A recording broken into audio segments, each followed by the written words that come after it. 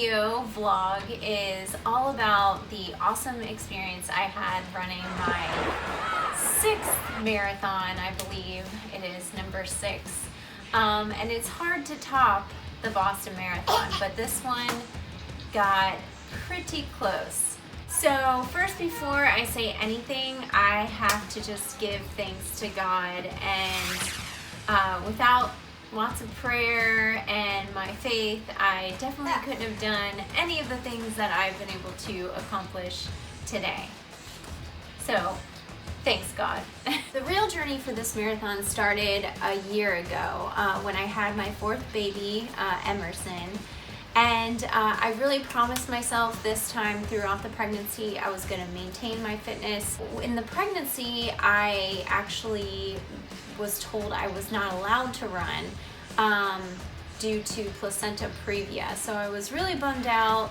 I gained a lot of weight after I had her. It took me a long time to get back to the point. It was a big struggle. You know, I got right back into the running as soon as I was able to or allowed to, and I just wasn't seeing the progress. I was nursing, I'm still nursing, so I wasn't seeing, I was just frustrated at not being fast. I was slow, okay? So it was a really big struggle to kind of build back up the mileage, build back up my speed. So I was focusing on both of those, kind of like everything. It's basically like starting from scratch. If you've had babies, you know what I'm talking about. So I was working as hard as I could, but I wasn't losing the weight, and I wasn't really feeling strong. Like I did find out that my thyroid. Okay, so basically once I was on that medication, it was helping regulate my hormone levels. So if you've had a baby and you're having trouble getting back your energy, your fitness, get a blood test. Make sure that everything's good with your body, because that was one thing that was kind of holding me back. I didn't have any problem running every day, and then after my hormones were back to baseline normal, I was really starting to get stronger, and I felt like my fitness was at a better point. At that point, I made a big decision. I was like, all right, I can't run Boston. I haven't qualified for the 2020 year or 2021, but what's the next best thing besides Boston? And I told myself, the Disney Marathon. So I was really excited. I got pumped up. I asked my husband, and I registered for the Disney Marathon for 2020. It's January 12th, 2020. So at that point, I forced myself. So if you are a procrastinator, you have to just set a deadline. Give yourself a concrete deadline, because that is all that motivated me at this point. So now I had a deadline, I had a goal, I could start a marathon training plan, and I could plug that date in and start working on that progress. So I had the time to run, I just was struggling to get in my long runs.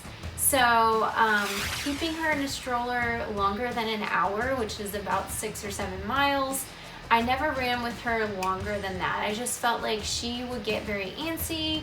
A lot of times she would start crying, and at that point I just didn't want her to have to suffer.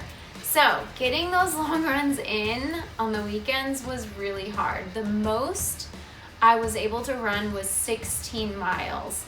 And every marathoner knows 20 is probably the best. During my other marathon training, I was able to get in multiple 18, 20, a couple 21-mile runs, and I just felt more prepared. So, fast approaching, I kept seeing the Panama City Beach Marathon advertised. This year, it was on.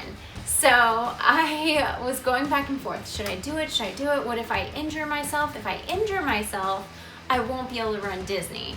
And I've already paid for Disney. Disney's my goal marathon. So finally, after some debate, I was like, heck, I'm gonna do it. You know, I'll treat it like a training run. It'll be my training run. So before the race, that last long run I did was the 16 miler. I did half with a jogging stroller, half running HOKAS for the past probably 3 years now, and I decided to try the Brooks Ghost. I kept hearing for the past probably 3 years now, and I decided to try the Brooks Ghost. I kept hearing a lot about the Brooks Ghost. Hi! She wants to help. So, I switched it up a little bit, and I was starting, they felt great at first, honestly. I felt fast, I felt strong, but then I started feeling some pain in my hamstring, and then it actually kind of got worse and was my hip, and I was really worried about hurting that during the race. So I didn't think, I had just gotten the Brooks in October.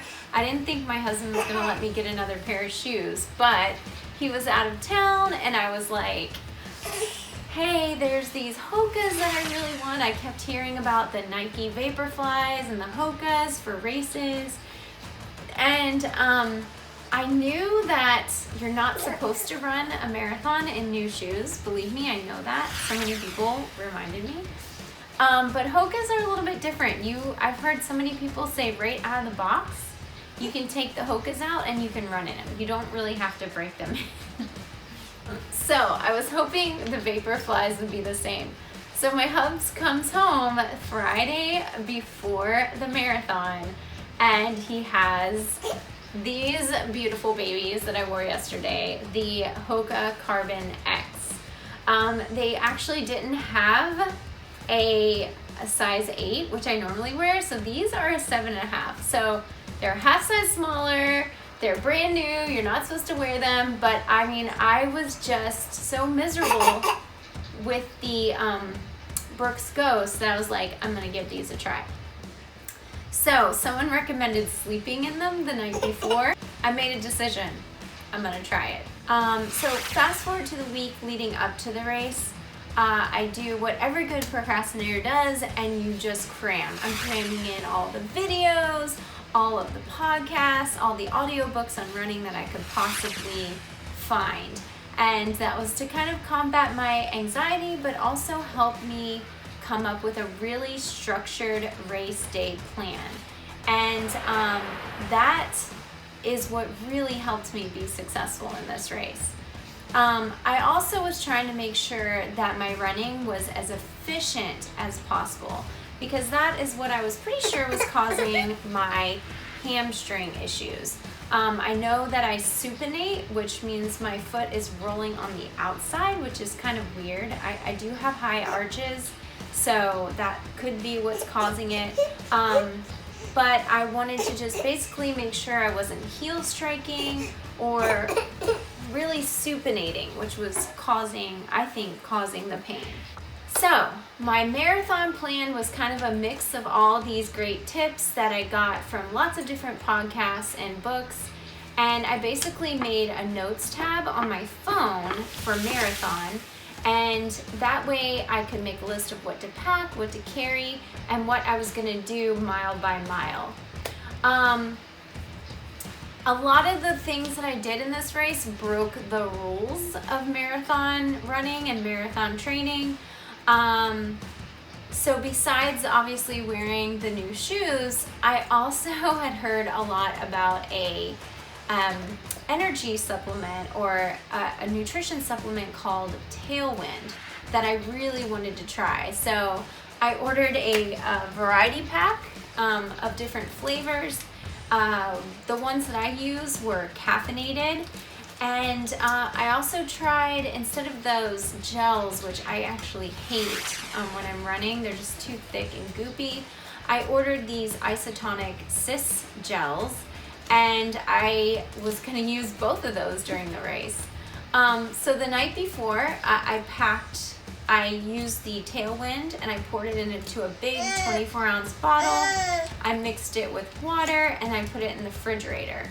To carry the bottle, because it was pretty big, I did have a hand strap, a water bottle holder that had a strap. I'm used to carrying water. I also packed 2 other smaller water bottles in my Nike running belt. So there's 2 little pouches and a zipper pouch in the middle. I actually ended up tossing. I ended up throwing those bottles out. I had water at every mile. So, I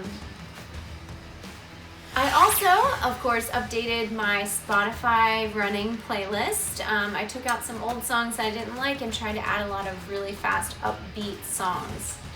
The actual day before the race, I did some light jogging, stretching, and I took an Epsom salt bath.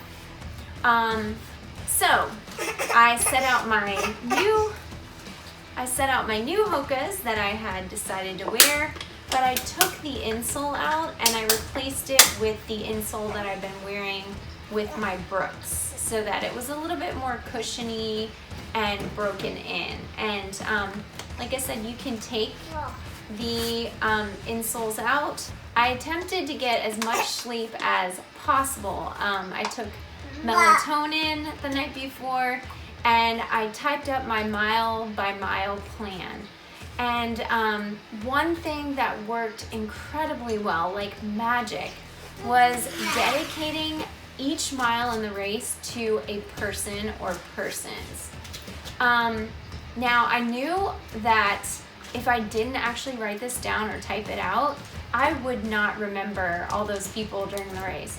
So I actually typed that into my marathon notes. Each mile had the name of the person and also what I was going to be able to do during each mile.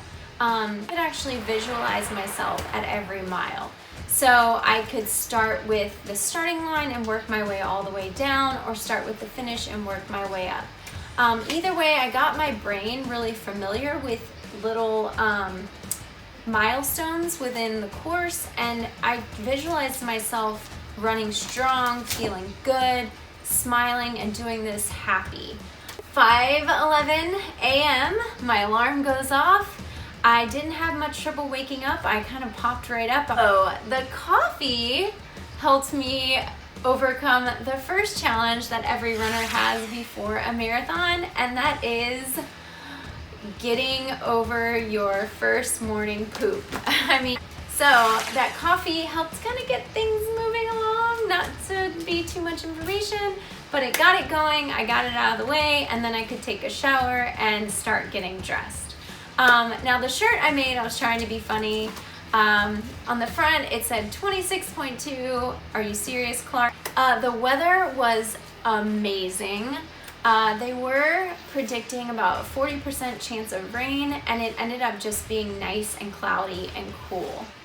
I were the Features socks, and they are amazing. And then I also made sure my phone and my Garmin, I have the Garmin 235 Forerunner, I wanted to make sure that was fully charged too. So I made it down to Pier Park in great. Okay, 1 minute to the starting line.